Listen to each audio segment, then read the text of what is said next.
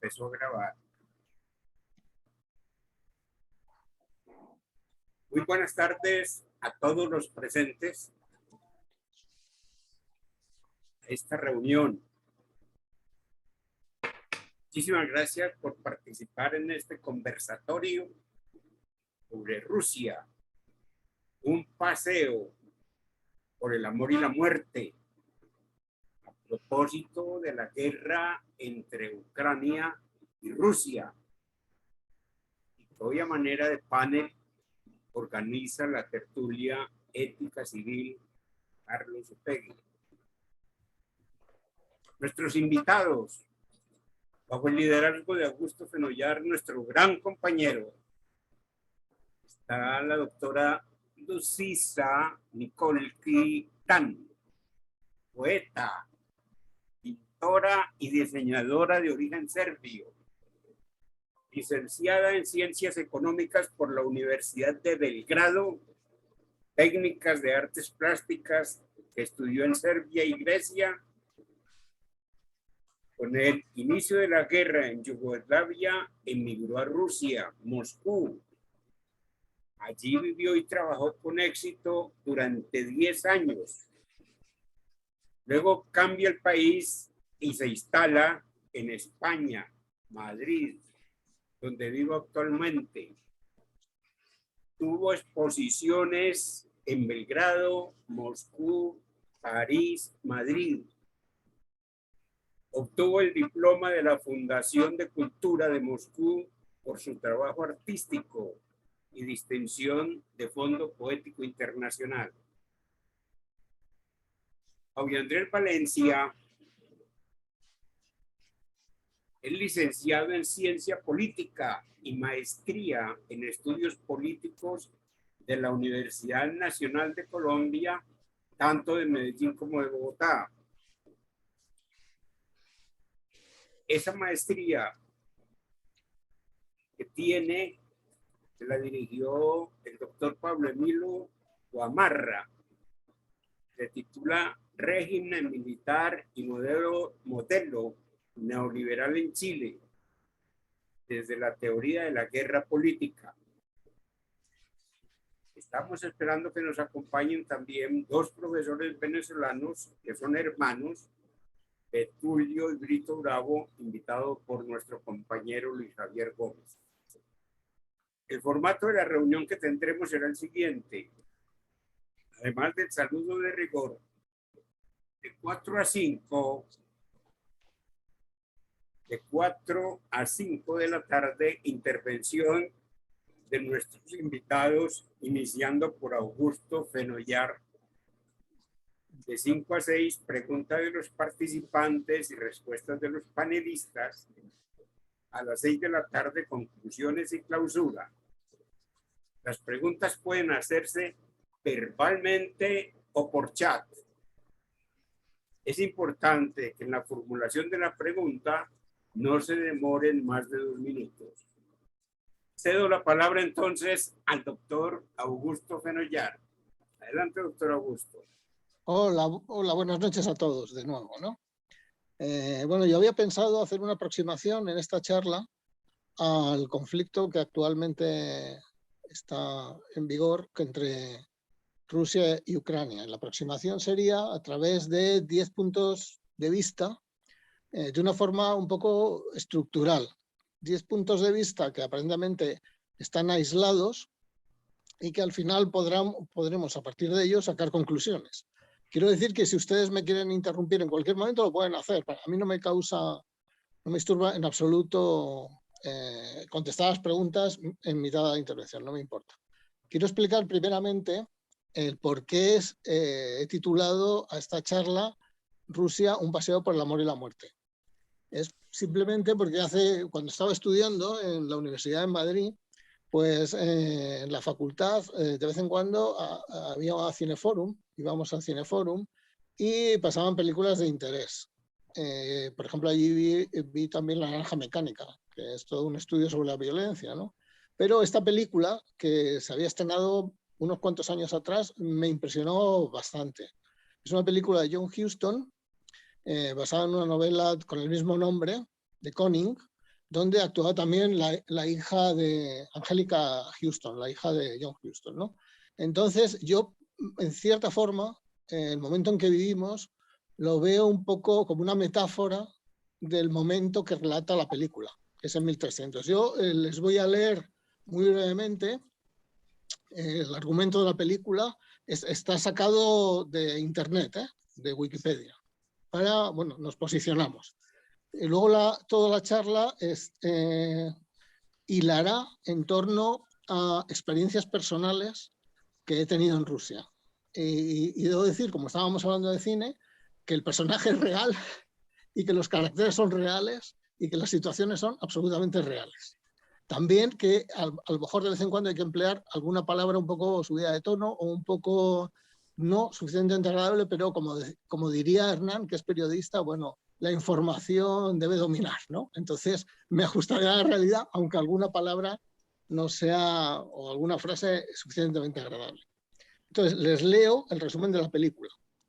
Dice así: en 1358, durante la Guerra de los 100 años, un joven francés emprende un viaje por su país, teniendo como meta llegar al mar. En su viaje es testigo del caos, la muerte y la hambruna que diezma la sociedad. Señores feudales en guerra, sin otra causa que hacer la guerra, y campesinos que empiezan a formar ejércitos. Los campos asolados por salteadores y señores de la guerra.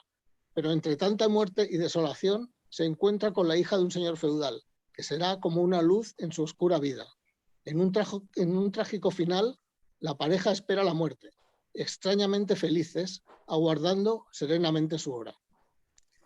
Bueno, entonces les paso a relatar, ya como primera experiencia personal, cómo fue mi primer viaje a Rusia. Ya saben, es un paseo por el amor y la muerte, y de vez en cuando por el humor. Creo que nos reiremos también en la reunión, ¿no? Mi primer viaje fue en 1999. Yo había ya trabajado en Bielorrusia, había puesto en marcha una fábrica. Yo trabajaba entonces en los curtidos. O sea, que Tusica no solo... Yo trabajo también en el mundo de la moda, no solo del textil. Y a partir de ahí, como ya saben que Bielorrusia era un país, y sigue siendo un país comunista, pues se hacían los negocios oficiales, era con un ministerio, no recuerdo cuál. Sé que hubo hasta un ministro aquí en Madrid, bueno, fue con éxito, se desarrolló con éxito, y entonces el gobierno ruso, me parece que era el Ministerio de Agricultura, contactó con mis representantes allí, que eran cubanos. Allí en esa época eran casi toda la gente hacían de traductor los cubanos y eran representantes. Y entonces contactó con ellos para un proyecto de hacer una fábrica de curtidos de vacuno gigantesca. Entonces, bueno, fuimos a Moscú para hablar del tema. Yo ahora les digo que, bueno, yo solo conocía que iba a hablar a un ministerio para poner una fábrica. Es decir, fue toda una experiencia porque no tenía noción de ninguna cosa más de lo que iba a ocurrir. Entonces, bueno, salimos de Riga, y yo tenía tiendas en Riga, y salimos de Riga, íbamos dos cubanos, uno de 2 metros y 130 kilos más o menos, y otro que iba conduciendo. Íbamos en esto es importante, en un BMW grandísimo, no sé si un 535 o algo así. Es importante porque es todo un dato en Rusia, ¿no? Y empezó mal el viaje porque tuvimos que volver a Riga porque uno se había dejado un azadón en el coche y ya empezaron a decir, bueno, como veían los rusos el azadón, nos quedábamos, bueno, un problema, tuvimos que volver 40 kilómetros y seguimos.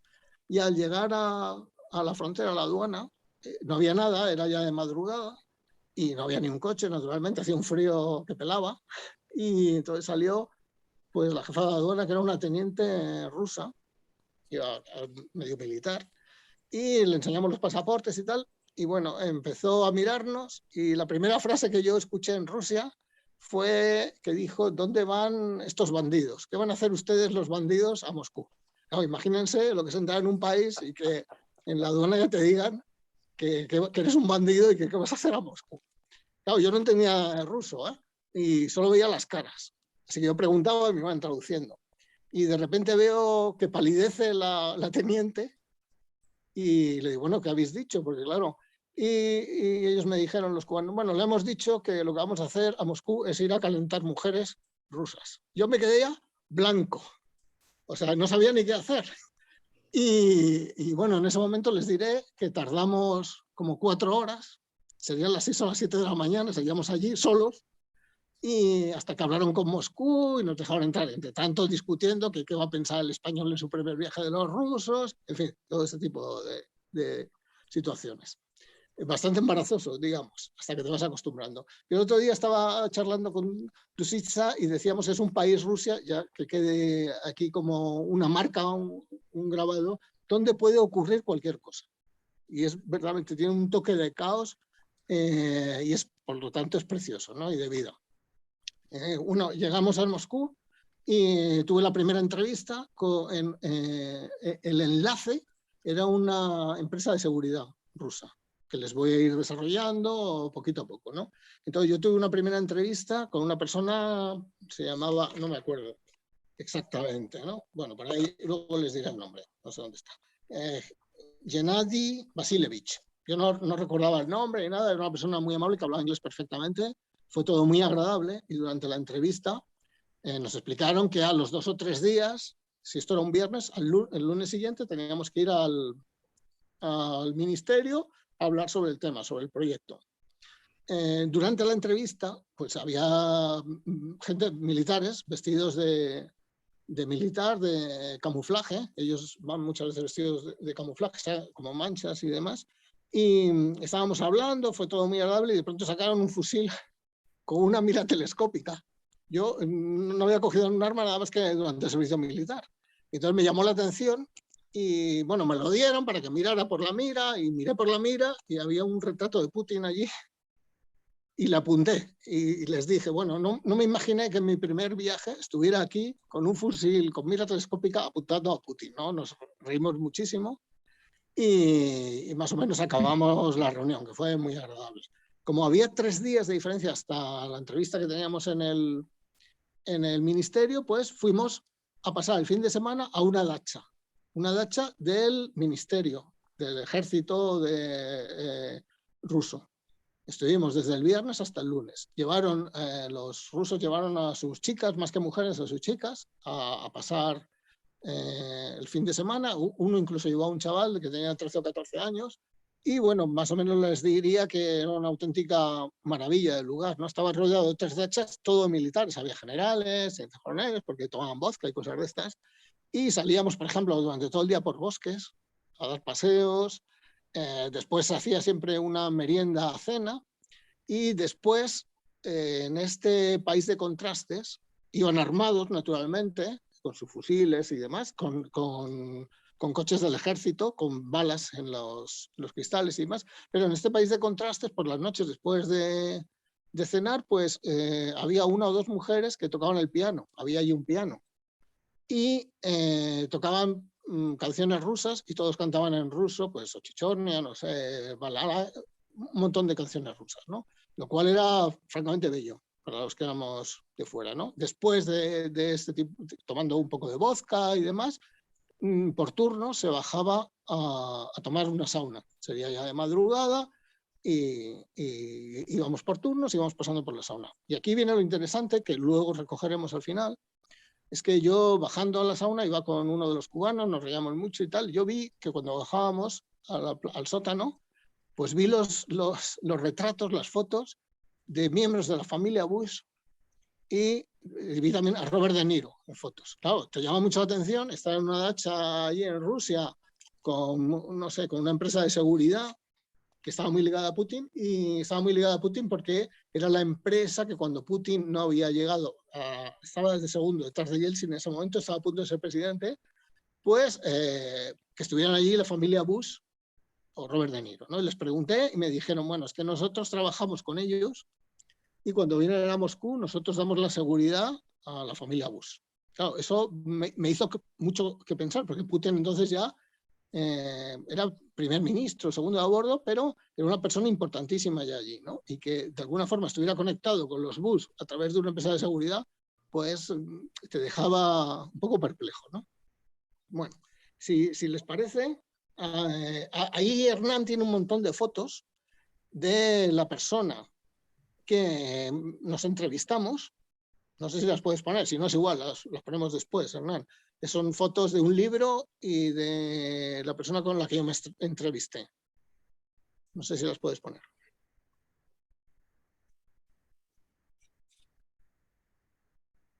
Está pasando las fotos.